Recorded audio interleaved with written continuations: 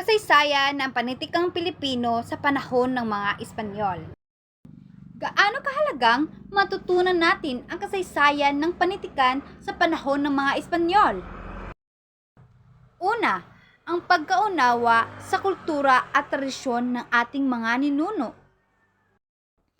Ang panitikan ay isang mahalagang bahagi ng kultura at tradisyon ng isang bansa.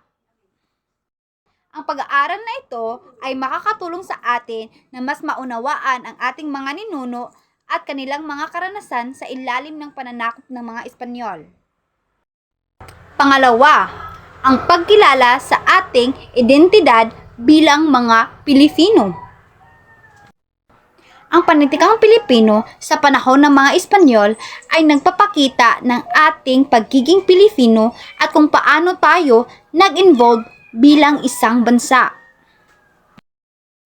Pangatlo, ang pagkakaroon ng kritikal na pag-iisip.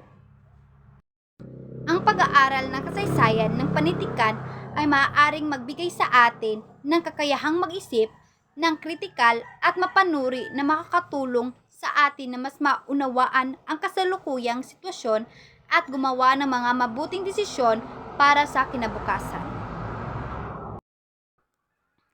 Kaya tandaan, ang pag-aaral ng kasaysayan sa panitikang Pilipino sa panahon ng mga Espanyol ay napakahalagang bagay na dapat nating tugunan at pag-aralan ng mabuti.